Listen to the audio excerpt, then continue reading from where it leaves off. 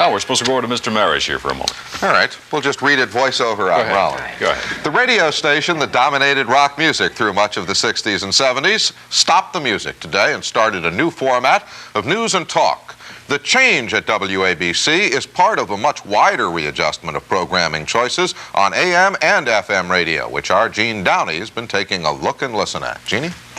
Technology is forcing change. FM radios are now popular equipment in most cars and homes. It's a clear, high-frequency band with high fidelity, stereo, perfect for music. AM stations are turning to talk. There's a revolution going on, and today, a giant fell. Baby, I'm yours. Since 1960, since the days of the Silver Dollar Survey, through the height of the Top 40 format, WABC Radio had been a rock and roll giant. We all live in a yellow submarine. Ron Lundy and Dan Ingram have a total of 38 years in front of the microphone. Today, they counted down the final minutes of their final show together. Well, so be it. It's all over.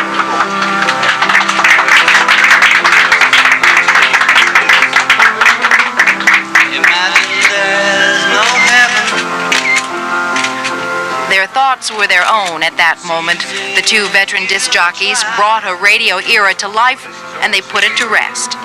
AM radio is being forced to change because of its younger brother, FM. What station were you listening to? 101 FM. FM. Do you listen to FM a lot? Quite a bit of a time, yeah. Unless I'm on news or traffic reports, then I'm on AM. So you turn to AM for information? Right. When it was a top 40 leader, WMCA made a transition to all talk. That was 10 years ago. I think it's been eminently successful. I think people have a place where they can voice their opinions, which they didn't have 10 years ago. There is only one top 40 station left on the AM band in New York. WNBC coming up. Radio insiders analyze WNBC's unique position as precarious, and NBC program officials are planning stereo broadcasts late this summer in order to compete with the better sound quality of FM. They're forced to innovate to survive. There's just a whole world of electronic media out there, whether it's wired or over the air, and it's getting tougher and tougher and tougher for everybody that stays in the business. But it's nice to hear them going out with dignity. They've been a class act up to the end.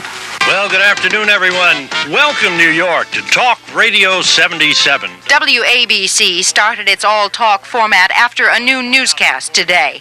The old sound is gone, and so are some of the old voices.